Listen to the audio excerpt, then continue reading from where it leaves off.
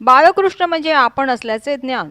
सज्ञानाच्या व अज्ञानाच्या पलीकडे ज्याचे वास्तव्य आहे तो आपली वागणूक सांगतो. अनुभवाने अनुभवाची 5 प्रकाराने वागणूक होते. त्यालाच विषय म्हणायचे. शब्द, स्पर्श, रूप, रस, गंध, अज्ञान, बालपण चैतन्याच्या व्यवहाराण्याजोगे वयात आले आणि कायेची ओळख ती आपली ओळख असे त्यांनी मानले. बालपण कितीही शहाणे झाले तरी बालपण असते.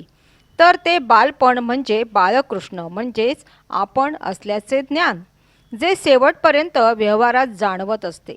इथे फक्त जाणायचे आहे. सत्वात जर काही बिघाड झाला तर हे बाल अज्ञान जीर्ण होते. तेव्हा मानसिक दुखणी जी जाणवतात त्या आधी आणि शरीराला अपाय झाला तर त्या व्याधी हे मूळ अज्ञान जे आहे ते जो जाणतो तो परमात्मा. त्याला ठाऊक असते की ज्याच्याने जन्मपण आले त्याच्यानेच म्हातारपण पण आले आहे. तेव्हा जे जे बघितले ते टिकले नाही, फुकट गेले. का? तर शेवटी कुठलाही अनुभव टिकत नाही. अन्नरस जीर्ण झाला की सत्व जीर्ण होते, मग प्राण क्षीण होतो. ते सत्व जे काही आहे ते काही हंगामापर्यंतच टिकते. सर्व व्यवहार जो चालतो तो प्राणाचा चालतो. सत्वाचा गुण म्हणून आपण असल्याचे ज्ञान ते व्यवहारत नाही. जो व्यवहारतो तो प्राण, त्यालाच मन म्हणतात. मनरूपाने वावरते ती वृत्ती व त्याला जाणणारे वृत्त हे सुद्धा स्वतंत्र नाही, तर ते सत्वावर अवलंबून असते. स्वप्नातील जागृती जशी मिथ्या असते तशी ही जाग प्राणरूपी वृत्तीने प्रसवली व विश्वव्यापी झाली. आपण असलेल्या ज्ञानाने हे विश्व पाहिले, 100 वर्ष व्यवहारले, पण ती जाग मिथ्या असे जो जाणतो तो परमात्मा.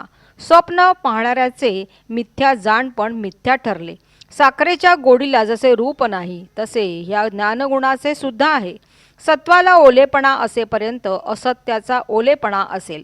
तर पहिले आत्मज्ञान, मग स्वरूपज्ञान, मग विज्ञान म्हणजे कल्पनेपासून मुक्त झाला. मग त्याचा पुढील प्रमाणे आत्मनिश्चय होतो. जन्म म्हणून जे स्वप्न, त्यात जे जे काही घडले त्याचा मला काही उपयोग नाही, पण ही सर्व कमाई ज्याला जन्म अनुभव आहे त्याच्या उपयोगी होईल.